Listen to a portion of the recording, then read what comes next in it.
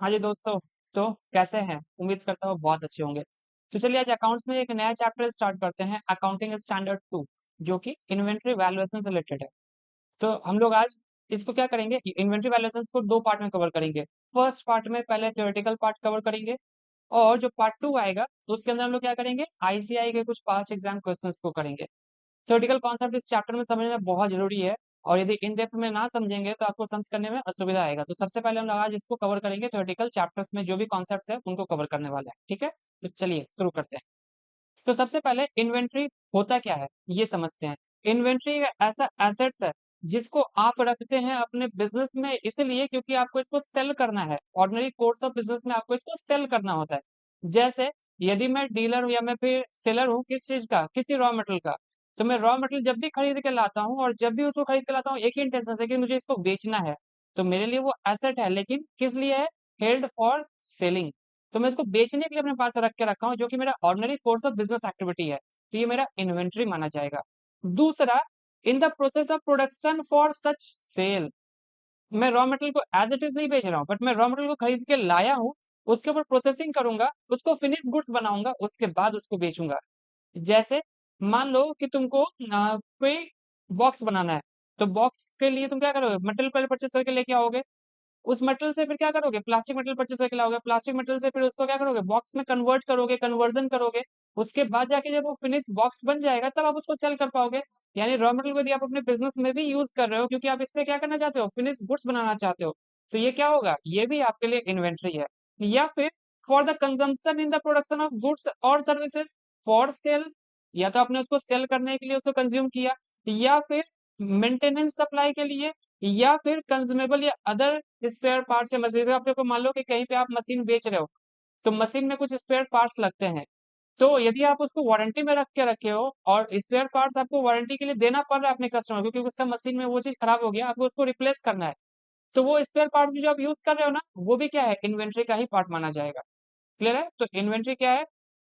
Held for sale in the ordinary course of business, use in the consumption of finish goods, या फिर use in the manufacturing और further processing of that finish goods, है ना।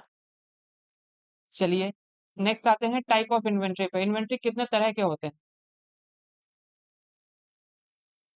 तो inventory कितने तरह के होते हैं, तो इन्वेंट्री के जो टाइप है ना, वो in case of manufacturing concern अलग होता है, और in case of trading concern अलग होता है। जो लोग मैन्युफैक्चरिंग करते हैं, मतलब वो गुड्स बना के तब बेच रहे हैं, उनके लिए इन्वेंट्री का स्टेजेस अलग है। लेकिन जो डायरेक्टली सिर्फ बेचने का काम कर रहे हैं, उनके लिए इन्वेंट्री का स्टेज अलग है। जैसे जो बनाते हैं उनके पास रॉ मटेरियल का इन्वेंट्री होगा, WIP होगा, मतलब वर्क इन प्रोग्रेस होगा, फिनिश गुड्स होगा, स्टोर एंड स्पेयर्स होगा, और पैकिंग मटेरियल होगा, क्योंकि वही पैकिंग करके मैन्युफैक्चरिंग कर रहा है ना, तो पैकिंग करके उसको बेचेगा। और जो ट्रेडिंग वाला होगा उसके पास क्या होगा, उसके पास ट्रेडेड गुड्स का ही इन्वेंट्री होगा। तो रॉ मटेरियल क्या होता है? रॉ मटेरियल मतलब वो कंपोनेंट जिसको आप खरीद के लाए हैं और उसके ऊपर प्रोसेसिंग करेंगे तब आपका प्रोडक्ट क्या बनेगा, रेडी होगा, रेडी फॉर यूज होगा, तो वो रॉ मटेरियल है। वर्क इन प्रोग्रेस क्या होता है? यदि आपका production process in the stage of processing है, मतलब इधर से पूरी तरह से कंप्लीट नहीं हुआ है, चल रहा है काम अभी भी, उसको वर्क इन प्रोग्रेस कहते हैं। जैसे मान लो कि मैं रॉ मटेरियल पूरा लगा दिया हूँ, बट लेबर का शॉर्टेज था, तो रॉ मटेरियल लग तो गया काम के लिए, लेकिन आधा आधा काम होकर सब रुक गया है, उसको वर्क इन प्रोग्रेस कहेंगे। काम चल रहा है लेकिन रुका हुआ काम है अभी। और फिनिश गुड्स क्या होता है, जो टोटली प्रोड्यूस हो चुका है, अब रेडी फॉर यूज है, जिसको मार्केट में सेल किया जा सकता है, तो वो फिनिश गुड्स है। स्टोर एंड स्पेयर्स होता है, जो कि आपके मशीनरी में या फिर प्रोडक्शन प्रोसेस में आप खुद कंज्यूम करते हो। और एक होता है पैकिंग मटेरियल, जिसको आप यूज करते हो ताकि आप फिनिश गुड्स को पैक करोगे। यदि किसी प्रोडक्ट का अच्छा पैकेजिंग नहीं होगा तो प्रोडक्ट टिकेगा कैसे? जैसे मान लो टीवी है, आपको टीवी एज इट इज दुकानदार दे देगा, आप लेंगे क्या? नहीं, उसका अच्छे से कार्टन में पैक होना जरूरी है, नहीं तो वो टीवी ले जाने में ही टूट जाएगा। तो उसका पैकेजिंग बहुत मायने रखता है। तो पैकेजिंग मटेरियल भी होता होगा उसका पैकिंग करने के लिए, तो वो उसका क्या है, इन्वेंट्री है। और जो ट्रेडिंग करता है उनके केस में सिर्फ ट्रेडेड गुड्स है, पैक किया हुआ माल आ रहा है। जैसे मान लो जो दुकानदार है रेफ्रिजरेटर बेच रहा है, तो उसको तो सब कुछ पैक किया हुआ मिल गया, बस वो लाया और अल्टीमेट कस्टमर को सेल किया, बीच में मुनाफा कमा लिया, उसको बीच में और कोई मेहनत नहीं लग रहा है, तो वो उसका ट्रेडेड गुड्स माना जाएगा। अब आते हैं इन्वेंट्री वैल्यूएशंस पे।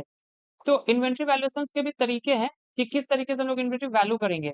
वैल्यूएशन मेथड AS2 में बताया गया, अकाउंटिंग स्टैंडर्ड्स 2 में बताया गया, हम लोग आगे जाके इसको डिस्कस करेंगे। अच्छा, इन्वेंट्री वैल्यूएशन हम लोग करते क्यों है? ताकि प्रॉपर इनकम कैलकुलेट कर सके। यदि आप इन्वेंट्री वैल्यू नहीं करते, इन्वेंट्री क्या होता है? इन्वेंट्री आपके लिए सेलेबल आइटम है। यदि आप उसको आगे जाके बेचते हो तो उससे तो आपको फायदा मिलने वाला है। और यदि आप उसका वैल्यूएशन सही से नहीं करोगे तो क्या होगा? आपका प्रॉफिट या तो अंडर वैल्यूड या तो ओवर वैल्यूड दिखेगा, है ना? इन्फ्लेट हो जाएगा आपका प्रॉफिट। तो इसीलिए प्रॉपर वैल्यूएशन इन्वेंट्री का जरूरी है। देखो, अब मैं बता रहा था कि आपका यदि इन्वेंट्री प्रॉपर वैल्यूएशन नहीं रहेगा तो इनकम क्या हो जाएगा? इन्फ्लेट हो जाएगा। कैसे इनकम इन्फ्लेट होगा? यदि आप क्लोजिंग इन्वेंट्री को ज्यादा दिखा दो। आप ट्रेडिंग अकाउंट को सोच के देखो, क्लोजिंग इन्वेंट्री ट्रेडिंग अकाउंट के क्रेडिट साइड में आता है। मैं क्रेडिट साइड जितना इंक्रीज कर दूं उतना मेरा ग्रॉस प्रॉफिट बढ़ जाएगा ना। यानी आप यदि क्लोजिंग स्टॉक को ओवर वैल्यू करते हैं तो आपका सीधा सीधा इम्पैक्ट आपके ग्रॉस प्रॉफिट पे आ जाता है। इसका उल्टा हो सकता है, यदि आप क्लोजिंग स्टॉक को अंडर वैल्यूड कर दिए तो जितना आप अंडर वैल्यूएशन करेंगे उतना आपका इनकम कम दिखने लगेगा। यानी क्लोजिंग स्टॉक जितना अंडर वैल्यूड होगा उतना ही आपका इनकम कम होने लगेगा, मतलब आपका ग्रॉस प्रॉफिट कम हो जाएगा। इसी का उल्टा साइड आइए, ओपनिंग स्टॉक। ओपनिंग स्टॉक जितना ओवर वैल्यूड होगा उतना ही आपका एक्सपेंसेस बढ़ रहा है, अल्टीमेटली आपका ग्रॉस प्रॉफिट कम हो जाएगा।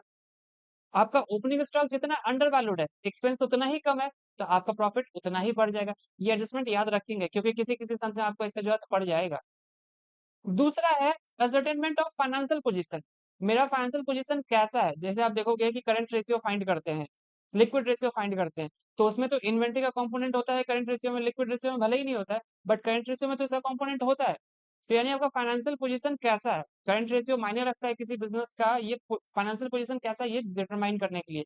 यदि आपका इन्वेंट्री ही इन्फ्लेटेड रहेगा, वैल्यूएशन सही नहीं रहेगा, तो मे भी जो फाइनेंशियल इन्फॉर्मेशन का आप निकाल रहे हैं रेशियो वो गलत निकला है ना, तो इससे किया हुआ जजमेंट आगे आपको नुकसान दिला सकता है। नेक्स्ट है लिक्विडिटी एनालिसिस करने के लिए। करंट रेशियो क्या बताता है कि आपके पास लिक्विड एसेट्स कितने होंगे। Liquid assets assets current assets भी उसमें इंक्लूड होते हैं। तो आपके पास ये करंट स्ट्रेंथ है कि आप करंट लायबिलिटीज को पे कर पाए, तो आपका लिक्विडिटी पोजीशन भी जज होता है आपके इन्वेंट्री से। नेक्स्ट है स्टैट्यूटरी कंप्लायंस है। जैसे कंपनी का शेड्यूल 3, कंपनी शेड्यूल 13 ये बोलता है कि आपको इन्वेंट्री का वैल्यूएशन करना जरूरी है। यदि आप शेड्यूल 3 फॉलो करते हैं कंपनीज एक्ट में तो इन्वेंट्री वैल्यूएशन करके ही आपको उसका वैल्यू लिखना होगा इन्वेंट्री का। अपनी मन मर्जी से कुछ भी नहीं लिख सकते इन्वेंट्री वैल्यूएशन। तो as per the requirement of the accounting standards the financial statement should disclose first the accounting policies. कौन सा अडॉप्ट किया आपने मेजरमेंट करने के लिए इन्वेंट्री का, इंक्लूडिंग कॉस्ट फॉर्मूला आपने कौन सा यूज किया। कॉस्ट फॉर्मूला बोले तो लीफो फीफो वेटेड एवरेज क्या आपने यूज किया, और total carrying amount of inventory आपके पास कितना है at the end of the financial year. आपके पास कितना या एट द पर्टिकुलर टाइम या पर्टिकुलर पीरियड में आपके पास कितना इन्वेंट्री है, वो पता करने के लिए आपको इन्वेंट्री वैल्यूएशन करना जरूरी ही होगा। नेक्स्ट आते हैं बेसिस ऑफ इन्वेंट्री वैल्यूएशन। तो कॉस्ट और NRV which ever is less is the value of inventory. Normally cost और एनआरवी में से जो सबसे कम होगा वही आपका वैल्यू ऑफ इन्वेंट्री मान लिया जाएगा। यानी आप इन्वेंट्री में देख लेंगे आपके पास मान लो कॉस्ट तो आपको पता होगा, आप यदि मैन्युफैक्चरिंग किया तो आपको कॉस्ट पता है। एनआरवी क्या होता है? एनआरवी का मतलब होता है कि नॉर्मली या ऑर्डिनरी कोर्स ऑफ बिजनेस में मैं इसको कितना मैं सेल कर सकता हूँ, माइनस इससे रिलेटेड सेलिंग एक्सपेंसेस कर दो, एनआरवी आ जाएगा, है ना। तो कॉस्ट और एनआरवी में से जो सबसे कम वैल्यू दिखेगा ना आपको उतना ही आपका एक्चुअल इन्वेंट्री। मान लो कि तुम्हारा कॉस्ट किसी इन्वेंट्री का बनाने का पड़ गया 1 लाख, लेकिन बाजार में वो बिकेगा नहीं 70,000 से ज्यादा, तो तुम इन्वेंट्री 1 लाख दिखाओगे तो इसका मतलब तुम प्रॉफिट को इन्फ्लेट कर रहे हो। बिकेगा नहीं 1 लाख में तो तुम उसको दिखा क्यों रहे हो? इसलिए बोलते दोनों में से जो कम है वो दिखाओ। अब मान लो मार्केट में सेल होगा 1,20,000 का, बट मेरा कॉस्ट है 1 लाख। बोला दोनों में से जो लोअर होगा, तो कॉस्ट अभी दिख रहा है 1 लाख लोअर और एनआरबी 1,20,000, लेकिन फिर भी आपको कॉस्ट पे क्यों दिखाना पड़ रहा है? बिक तो ज्यादा में रहा है। वो जब आप बेचोगे तब ना रियलाइज होगा, अभी तो नहीं होगा। देखो हम लोग क्या करते हैं, यही कॉन्सेप्ट हमेशा फॉलो करते हैं कि यदि अभी प्रोबेबल कोई लॉस दिखता है तो संग संग दिखाओ, लेकिन प्रोबेबल प्रॉफिट नहीं दिखा सकते हो संग संग, है ना। नेक्स्ट आते हैं कॉस्ट में क्या होता है। Cost of inventory includes what, all purchase cost. आप जो रॉ मटेरियल खरीद के लाओगे या जो भी मटेरियल खरीद के ला रहे हो उसको खरीदने का जो सीधा सीधा दाम होगा वो आपका कॉस्ट ऑफ परचेज है। कॉस्ट ऑफ परचेज में कभी कभी आप देखोगे ना कि उसमें टैक्स लग जाता है, जैसे जीएसटी। यदि आप कोई गुड्स खरीद के लेके आओ देखो जीएसटी ले लेगा। अब जीएसटी ले लेगा, हम लोगों से ले लेगा तो हम लोग तो कुछ कर नहीं सकते, वो मेरा कॉस्ट का पार्ट है। लेकिन बिजनेस ऑर्गेनाइजेशन तो जीएसटी में रजिस्टर्ड होता है, और जो लोग जीएसटी में रजिस्टर्ड है यदि वो इनपुट टैक्स क्रेडिट क्लेम करता है, टैक्स में पढ़ोगे तो टैक्स में कब, जब इंटरमीडिएट में जाओगे तो टैक्स में पढ़ोगे कि इनपुट टैक्स क्रेडिट क्लेम होता है। तो यदि आप इनपुट टैक्स क्रेडिट क्लेम कर ले रहे हो तो आपका तो टैक्स आपको वापस मिल गया, तो वो आपका कॉस्ट ऑफ परचेज का पार्ट नहीं है। लेकिन यदि आपको आपका टैक्स रिटर्न नहीं मिला, वापस नहीं मिला सरकार से, इनपुट क्रेडिट नहीं मिला, तो वो आपका कॉस्ट का पार्ट बन जाएगा। तो आप चेक करना कि आपके सम्स में ऐसा लिखा हुआ है क्या कि आप जो टैक्स पे कर रहे हो उसका क्रेडिट आपको मिल रहा है, तब तो आपको इसका कॉस्ट ऑफ परचेज में नहीं दिखाना है। लेकिन यदि आपको उसका क्रेडिट नहीं मिलेगा तो कॉस्ट ऑफ परचेज में उसको ऐड कर दो। क्लियर है? अब मान लो एक्साइज ड्यूटी है, कस्टम लग गया, कस्टम ड्यूटी लग गया, तो उस सिचुएशन में रिटर्न आपको फाइलिंग करके आप अपना क्लेम कर ले रहे हो टैक्स का, तब तो आप उसमें से हटा दो, मत दिखाओ उसको कॉस्ट में। लेकिन अगर आपको इसका वापसी नहीं मिलता है तो उसको भी ऐड कर दो। Next, cost of conversion cost आपका क्या होता है? वो भी आपका इन्वेंट्री कॉस्ट होता है। जैसे आप रॉ मटेरियल खरीद के तो लाया, अब उसके ऊपर लेबर लगाओगे, उसके बाद उसका मैन्युफैक्चरिंग होगा, तब वो फिनिश गुड्स बन रहा है, तो खर्चा तो उसके बाद आपने फिर से किया हो, तो उसको कन्वर्जन कॉस्ट कहते हैं। और अदर कॉस्ट किस लिए? उस इन्वेंट्री से जब फिनिश गुड्स बन जाएगा, मुझे उसको रखना भी तो होगा, उसका स्टोरेज का खर्चा। मान लो मैं अभी बनाया भी नहीं हो, रॉ मटेरियल ही है, तब भी तो उसको स्टोर करना पड़ रहा है, तो उसका स्टोरेज का खर्चा कहाँ से आएगा? उसका खर्चा भी मुझे इन्वेंट्री के कॉस्ट में ही तो जोड़ना पड़ेगा। मान लो मैंने इन्वेंट्री परचेज किया क्रेडिट में, उसमें मुझे उसके ऊपर इंटरेस्ट लग रहा है, वो भी मेरा कैरिंग कॉस्ट का पार्ट है, तो वो भी क्या हो जाएगा, मेरा इन्वेंट्री के कॉस्ट में ही तो ऐड होगा। इसको अदर कॉस्ट में दिखाते हैं। क्लियर है? देखो, एक बात यहाँ पे बोला है, inventory and interest and other borrowing cost not include in the cost of inventory, generally include नहीं होता है।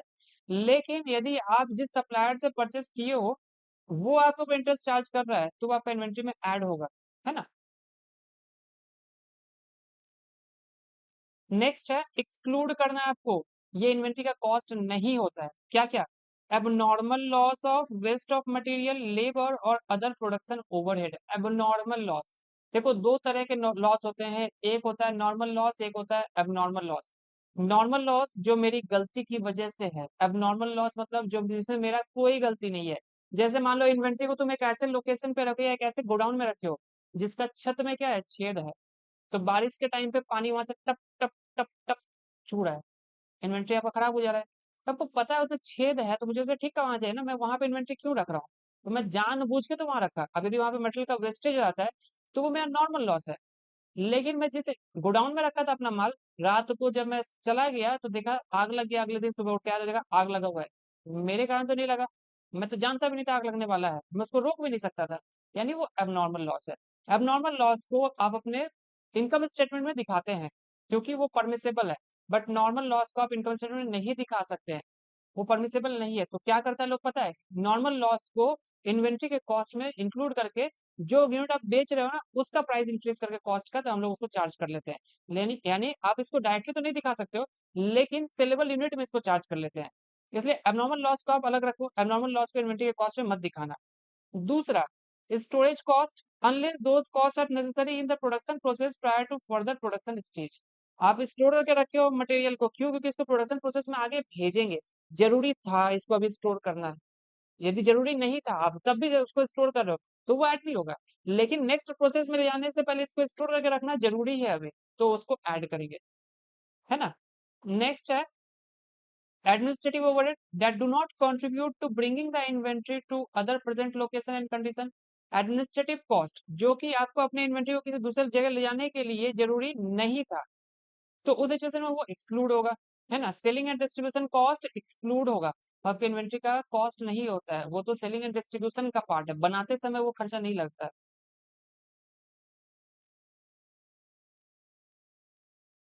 नेक्स्ट आते हैं, एनआरवी में समझा दिया एनआरवी क्या होता है, लेकिन वो एनआरवी सीधा सीधा था फिनिश गुड्स रिलेटेड, लेकिन हर एक के लिए एनआरवी अलग है। यदि आप रॉ मटेरियल का बात करो तो उसका एनआरवी क्या होता है, रिप्लेसमेंट कॉस्ट, जो कि जनरली यदि आप उस इन्वेंट्री को अभी आज बेच दो और फिर खरीद लो तो क्या प्राइस पे मिलेगा, वो उसका एनआरवी है। उस इन्वेंट्री का मतलब रॉ मटेरियल का इन्वेंट्री का बात हो रहा है। लेकिन वर्क इन प्रोग्रेस के केस में क्या होता है, means net present value means expenses and overhead required to be incurred to convert work in progress into finished goods and making it ready to sell as reduced from selling price। Selling price जो भी हो उसमें से कितना cost आपको incurred करना पड़ेगा इसको आगे बनाने के लिए, क्योंकि वर्क इन प्रोग्रेस अभी पूरा कंप्लीट तो नहीं है, आगे इसको और फर्दर प्रोसेस करना पड़ेगा, तो selling price minus further processing cost कर लो तो वो एनआरवी ऑफ डब्ल्यूआईपी है।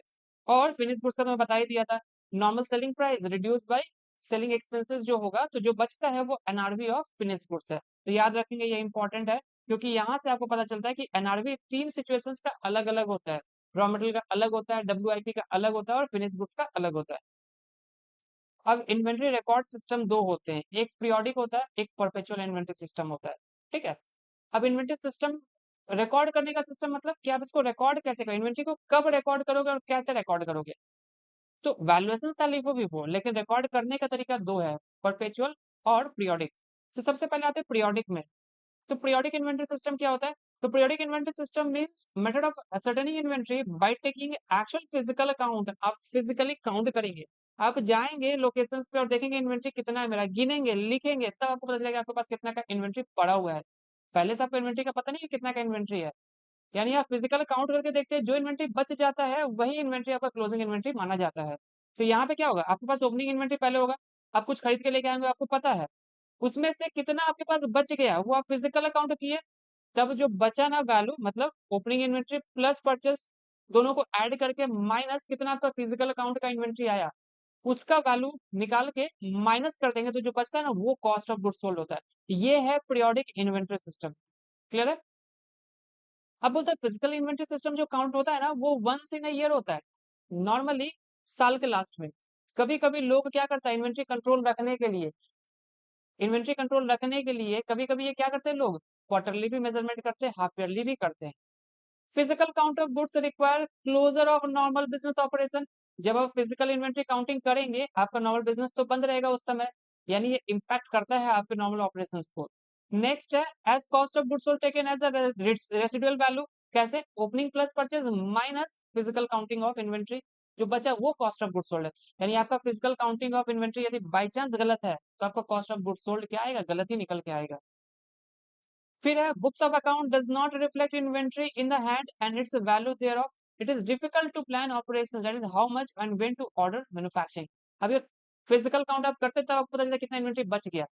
बाई चांस कभी आपसे ऐसा गलती हो गया कि फिजिकल काउंटिंग करने से पहले ही आपको कोई ऐसा ऑर्डर आ गया जो कि आपके लिए बहुत इंपॉर्टेंट था और आपको बहुत अच्छा प्रॉफिट मिल सकता था उससे, लेकिन हमने फिजिकल काउंट नहीं करके रखा था, डिपेंडेंसी फिजिकल काउंटिंग पे था, आपके पास पता ही नहीं था कि आपके पास स्टोरेज ऑफ इन्वेंट्री नहीं है, शॉर्टेज हो चुका है।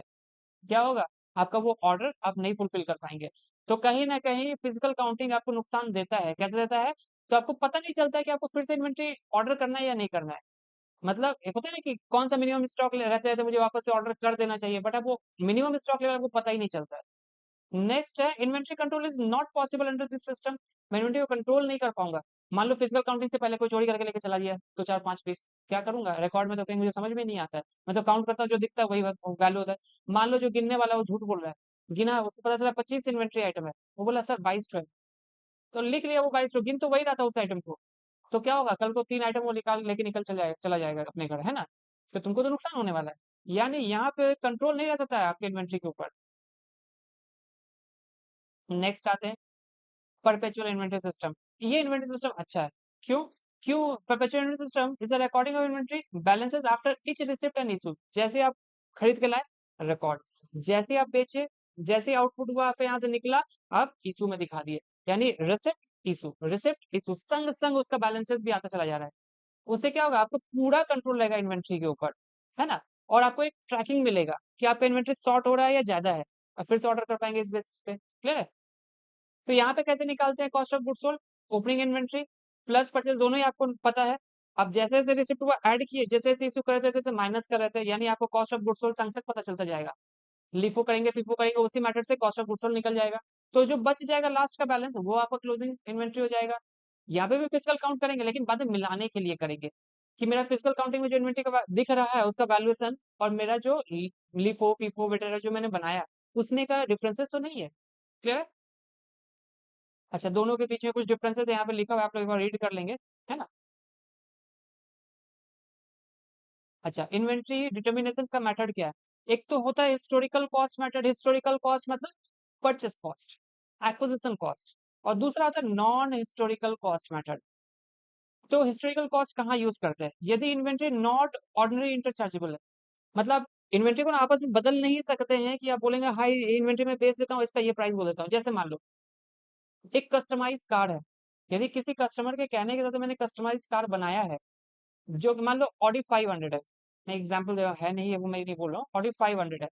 एक कस्टमर आया बोला सर ऑडी 500 मेरे यहाँ थोड़ा सा कस्टमाइजेशन कर दो, थोड़ा म्यूजिक सिस्टम अच्छा सा लगा दो, और ये डेकोरेटिव अंदर में मुझे चाहिए मेरे कार के अंदर। अब वो उसके हिसाब से मैं उसको बनाया। अब मान लो कि वो कस्टमर आता है बाद में और मुझे बोलता है सर बताइए मेरा कितना हुआ उस कार का प्राइस, तो मैं उसको बताऊंगा ना सर 2 करोड़ हुआ, 5 करोड़ हुआ। अब बोलेगा सर ऑडी 500 ही तो है, लेकिन नहीं स्पेसिफाइड है, मैं उसको स्पेसिफाई करके बता सकता हूँ कि सर ये तो आपके अकॉर्डिंगली बनाया हुआ आइटम है, तो इसका प्राइस अलग है। नॉर्मली आप गुड्स लेते हैं तो सब एक जैसा लगता है, लेकिन सब एक जैसा है नहीं, सब के अंदर स्पेसिफिकेशन अलग अलग है। जैसे मान लो ज्वेलरी में मैं बोलूंगा सर मुझे चेन चाहिए, गले के लिए चेन चाहिए, तो चेन में भी तो है कैरेट का, 18 कैरेट है, 22 कैरेट है ना। तो कौन से कैरेट का है, अभी कैरेट कुछ भी है, अब मैं बोलूंगा प्राइस एक ही होगा, कैसे होगा? आइडेंटिफाई कर सकते हैं क्योंकि उसको स्पेसिफाइड किया गया है, वो 18 कैरेट का है, 22 कैरेट का है, तो कैरेट के हिसाब से उसको स्पेसिफाई कर रहे हैं। तो सबका दाम एक जैसा, सोना सोना है लेकिन कैरेट के हिसाब से उसका रेट अलग अलग है। तो वो स्पेसिफिकली मतलब उसको आइडेंटिफाई कर सकते हैं, इसलिए वहाँ पे कौन सा मेथड लगेगा, स्पेसिफिक आइडेंटिफिकेशन मेथड लगेगा उसका प्राइसिंग करने के लिए। नेक्स्ट आते हैं इन्वेंट्री ऑर्डिनरी इंटरचार्जेबल, जैसे टूथब्रश। अब टूथब्रश यदि कोलगेट कंपनी का है और प्राइसिंग 20 रुपया है, तो मैं किसी भी लॉट से निकाल रहा हूँ, 10-15 दिन बाद जो मंगवाया वो भी, आज मंगवाया वो भी, सब पे प्राइसिंग एमआरपी एक ही लिखा हुआ है, तो मैं कुछ भी बेचूंगा सेम ही प्राइस से बेच सकता हूँ। यानी वहां पे इन्वेंट्री इंटरचार्जेबल है।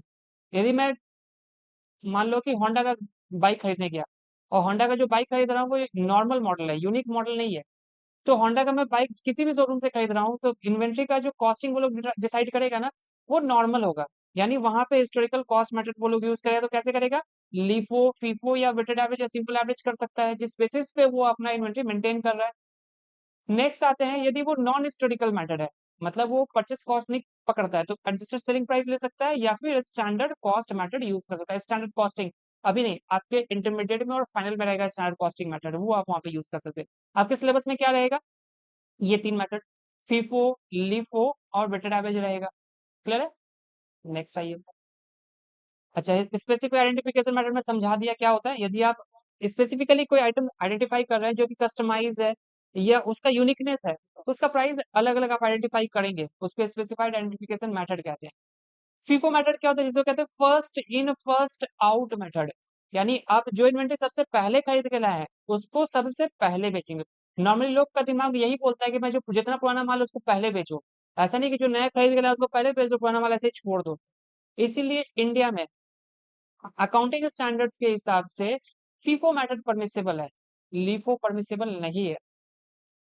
नेक्स्ट आते हैं लीफो मेथड। लीफो मेथड मतलब होता है लास्ट इन फर्स्ट आउट, जो आप लास्ट में खरीद के लाए उसको पहले बेच रहे हैं। यानी आपके पास जो क्लोजिंग इन्वेंट्री बचने वाला है ना, वो ओल्ड इन्वेंट्री आइटम से रहेगा। तो क्या होगा, आपका यहाँ पे प्रॉफिट इन्फ्लेट हो जाएगा, क्यों? क्योंकि आप पुराना दाम में खरीदे हो तो कम दाम का होगा, तो कम दाम का होगा तो आप इन्वेंट्री कम दिखाएंगे, प्रॉफिट कम हो जाएगा, प्रॉफिट कम हो जाएगा तो आपका टैक्स बचने वाला है ना, इसलिए परमिसेबल नहीं है। टैक्स में भी, इनकम टैक्स एक्ट में भी परमिसेबल नहीं है कि आप लीफो मेथड यूज करें। अब एक सिंपल एवरेज होता है, जिसमें आप जैसे जैसे यूनिट खरीद के ला रहे हैं उसके जो प्राइसिंग पड़ रहा है, प्राइस का एवरेज कर लो, जो सिंगल प्राइस निकलता है उस प्राइस का आप इशू करो, है ना, वो आपका कॉस्ट ऑफ इन्वेंट्री इशूज रहेगा। वेटेड एवरेज में क्या होता है डिफरेंस, जितना यूनिट खरीदे वो इंटू उसका प्राइस, फिर नेक्स्ट जो यूनिट खरीदे वो प्लस इसका इंटू उसका प्राइस, फिर दोनों को जोड़ लेंगे तो टोटल वेटेड एवरेज प्राइस आ जाएगा, डिवाइडेड बाय कितना क्वांटिटी मेरे पास अवेलेबल है, दोनों मिला के डिवाइड कर दो, निकल गया वेटेड एवरेज। सम्स के साथ ये समझ में अच्छे से आएगा। तो वेटेड एवरेज और सिंपल एवरेज में प्राइसिंग एवरेज बेसिस पे निकाला जाता है। देखिए यहाँ पे फॉर्मूला दिया हुआ है ना, weighted average price per unit divided total number of unit available for sale during the year.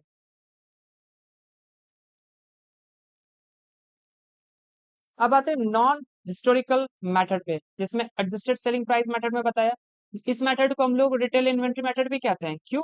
क्योंकि ये वाइडली यूज होता है रिटेल बिजनेस में। नॉर्मली कोई रिटेल बिजनेस कर रहा है तो वो यही मेथड यूज करता है, क्योंकि उसका लिफो फीफो वेटेड एवरेज नहीं है। ठीक है। और स्टैंडर्ड कॉस्टिंग मेथड कब होता है, जहां पे फ्रिक्वेंट चेंजेस हो रहा है प्राइस पर यूनिट में। तो goods are purchase frequently by the business, example crude oil. Crude oil में प्राइसेस फ्रिक्वेंटली चेंज होता रहता है, तो वहां पे क्या होता है, वहां पे एक्सपीरियंसेस के हिसाब से बोलता है स्टैंडर्ड कॉस्ट मेथड जो है वो बेस्ट मेथड है यहाँ पे चेंजेस को अडॉप्ट करने के लिए। क्लियर है? तो यहाँ पे मैंने इन्वेंट्री वैल्यूएशंस के सारे थ्योरी कॉन्सेप्ट्स को आपको अच्छे से रिवाइज करवा दिया। क्लियर है? अच्छे से पढ़ेंगे, 2-3 बार पढ़े, आपको इसका पूरा कॉन्सेप्ट अच्छे से समझ में आ जाएगा। इसके बाद हम लोग इससे related numerical questions next class में करेंगे, और इसको आप रिवाइज करेंगे अच्छे से, क्योंकि यदि आप इस कॉन्सेप्ट को नहीं समझ पाएंगे तो वैल्यूएशंस करते समय आपको प्रॉब्लम हो जाएगा। क्लियर है? तो आपको यदि वीडियो पसंद आया तो लाइक शेयर सब्सक्राइब करें। आपका कोई डाउट है तो कमेंट सेक्शन में पूछें। ये आपके आईसीआई के सारांश से मैंने पढ़ाया। तो आप चाहे तो आईसीआई की वेबसाइट से इसको डाउनलोड कर सकते हैं, या फिर आप मेरे टेलीग्राम चैनल के लिंक में क्लिक करके भी इसको डाउनलोड कर सकते हैं।